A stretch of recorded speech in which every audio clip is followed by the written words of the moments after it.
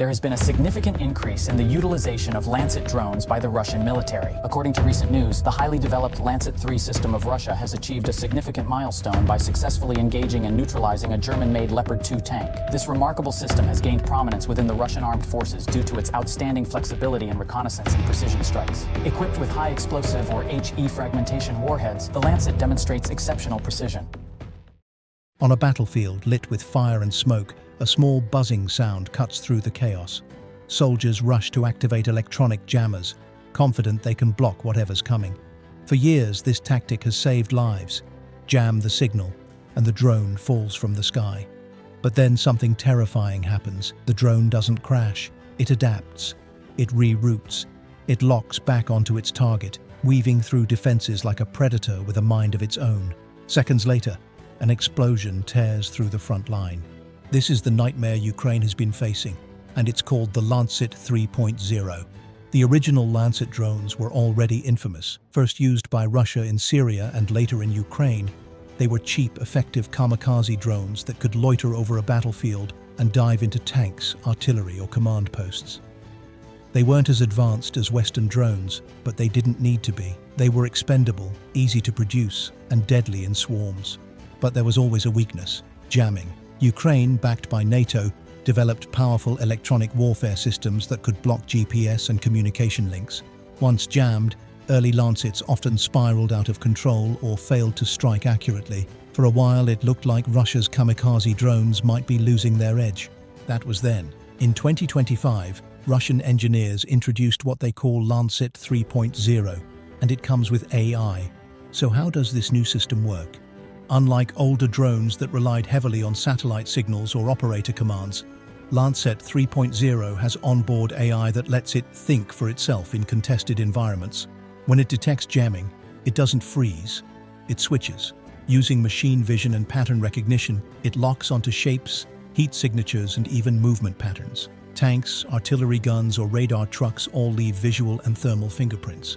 The AI has been trained to recognize them. That means even if communications are cut, the drone can still complete its mission. It doesn't need constant hand-holding, it hunts. And here's where it gets darker.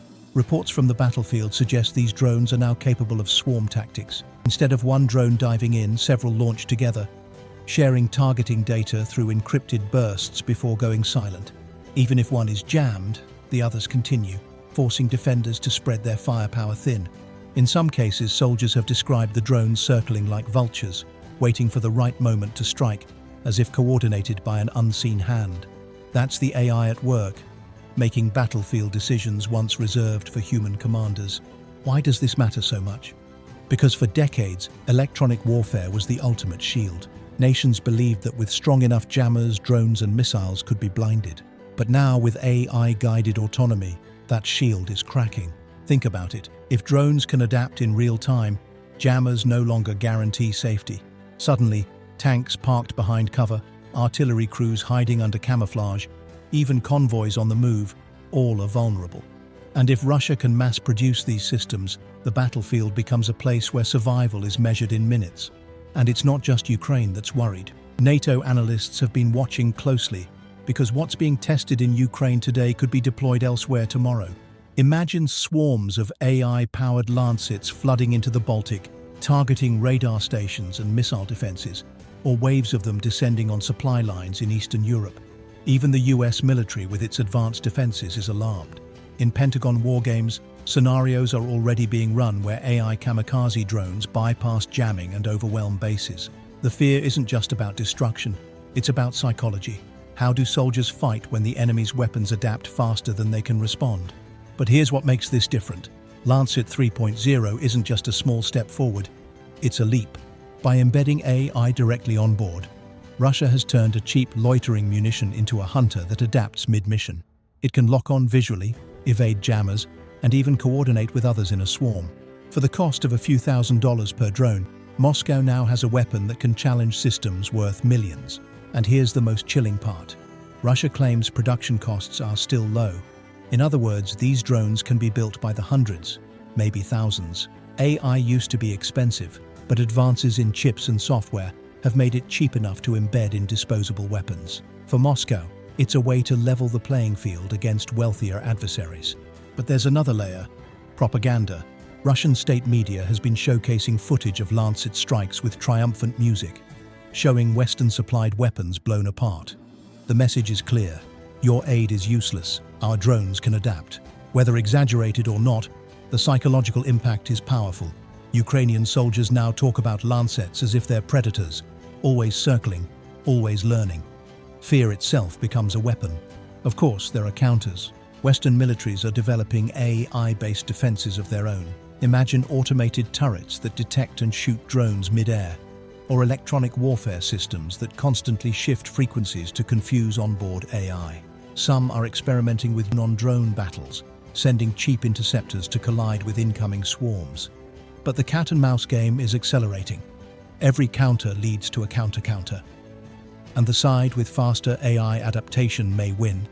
The bigger picture is this: Lancet 3.0 is proof that AI isn't just shaping strategy, it's shaping tactics at the smallest scale. Wars are no longer decided just by generals in command bunkers, but by algorithms in disposable drones.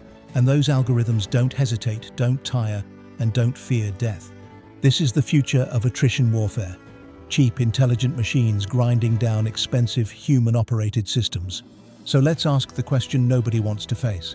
What happens when Lancet 4.0 arrives? If today's model can hunt through jammers, tomorrow's might collaborate with satellites, bypass air defenses, or even choose targets without any human input. A world where drones don't just follow orders, they decide who lives and who dies. And if Russia can do this under sanctions, what happens when nations with deeper pockets, China, the US, or NATO, unleash their own versions? The battlefield could soon be swarming with intelligent, autonomous killers, each learning faster than the last. Let me leave you with this. For years, we thought jammers made us safe, that if we cut the signal, the threat disappeared. But AI has changed the rules. Weapons that think for themselves can't be silenced so easily. The Lancet 3.0 may just be a glimpse of what's coming. A battlefield where adaptation, not firepower, decides victory. So the real question is this: if drones can outsmart the very defenses built to stop them, how long before soldiers themselves are no longer the ones making the decisions on the battlefield? And when that day comes, will wars even be fought by humans at all, or just by the machines that learned how to outthink us?